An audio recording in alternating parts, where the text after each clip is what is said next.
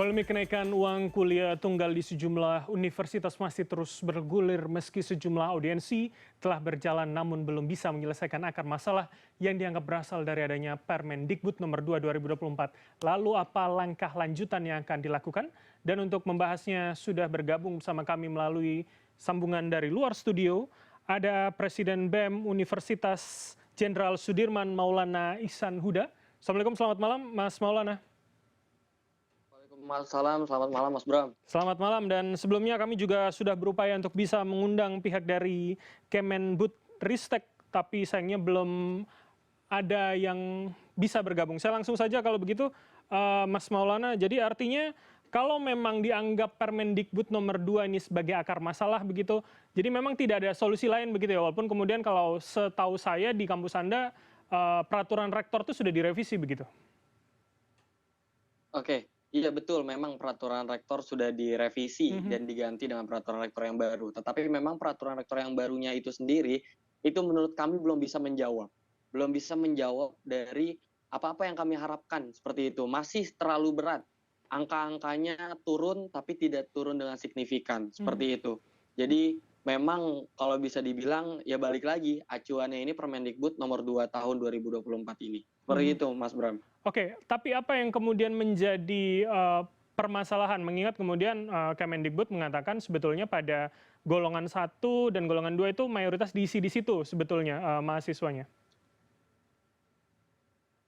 Oke, apa yang menjadi permasalahan? Untuk golongan 1, golongan 2 itu pasti ada persyaratannya. Contohnya harus memiliki PKH itu sendiri, seperti itu. Dan kalau di Unsur sendiri dalam jalur SNBP itu 80%, itu sekitar 80%-an itu ada di golongan 3. Kayak Oke. gitu. Di golongan 3 pun sebenarnya nominalnya sudah besar kayak gitu. Jadi sebenarnya kalau dibilang bermasalah ini masih tetap bermasalah gitu loh, bukan tentang golongannya, tapi memang perihal nominalnya itu sendiri gitu loh, yang mana memang masih tinggi, naik bisa 2 sampai 3 kali lipat, seperti itu. Oke, jadi pesan itu sudah ditangkapkah oleh pihak kementerian atau kemudian kementerian masih berpikir soal yang saya sampaikan tadi? Jadi artinya ada mispersepsi, mana yang menjadi akar masalah begitu, Mas Maulana? Oke, memang sejauh ini kita sudah mencoba untuk rapat dengar pendapat dengan Komisi 10, tapi memang ya kita memang melalui jalur Komisi 10 terlebih dahulu seperti itu, melalui perwakilan kita, Dewan Perwakilan kita di sana. Jadi memang sejauh ini belum ada informasi lebih lanjut lagi. Dari Komisi 10 berjanji segera akan memanggil Kemendikbudristek itu sendiri, juga akan mendesak Kemendikbudristek untuk bisa mencabut Permendikbud nomor 2 tahun 2024 ini juga direvisi. Seperti itu, Mas. Oke, batasnya akan di mana, Mas? Ketika kemudian Komisi 10 menjanjikan akan segera memanggil, informasi yang kami terima memang dikatakan akan segera memanggil untuk peninjauan ulang soal Permendikbud ini. Tapi di mana batas yang diberikan oleh teman-teman mahasiswa untuk kemudian bisa menunggu dan melakukan aksi selanjutnya begitu?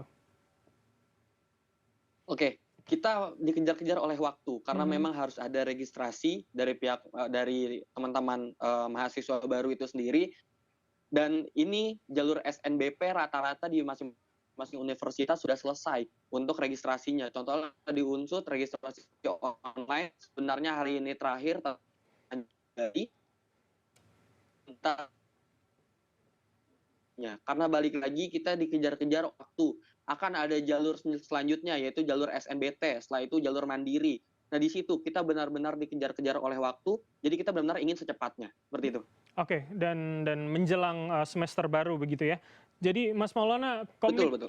komunikasi dengan teman-teman BEM dari universitas lain seperti apa? Saya tahu ini kemudian pasti setiap BEM akan fokus dengan kampusnya masing-masing, tapi kemudian ketika tidak dikoordinasikan pasca audiensi kemarin akan seperti apa nanti? Oke, baik. Untuk komunikasi kita pasti akan selalu berkomunikasi lancar, khususnya dalam aliansi kita, Aliansi Badan Eksekutif Mahasiswa Seluruh Indonesia, kita masih terus berkomunikasi untuk mengeskalasikan gerakan-gerakan kita ke depannya. Karena kita sadar bahwasanya ketika kita gerak sendiri, itu bargaining position-nya cukup kurang gitu loh. Jadi makanya kita ingin jalan bareng-bareng, kita sama-sama melalui salah satu aliansi kita ini, yaitu Aliansi Badan Eksekutif Mahasiswa Seluruh Indonesia. Kita benar-benar di sini berkomunikasi, kita menyatukan barisan, merapatkan barisan untuk nantinya kita eskalasikan gerakan kita ke depannya. Seperti itu, Mas. Oke, Mas Maulana, what next? Jadi artinya apa langkah selanjutnya sembari menunggu pemanggilan Komisi 10 terhadap Kemendikbud? Baik, langkah selanjutnya pastinya kita akan terus tetap ada pengawalan. Apapun itu nanti hasilnya, kita pun akan terus mengkonsolidasikan ini dengan teman-teman universitas yang lain melalui Aliansi Badan Eksekutif Mahasiswa seluruh Indonesia ini. Kita akan terus mengawal ini ke depannya akan seperti apa.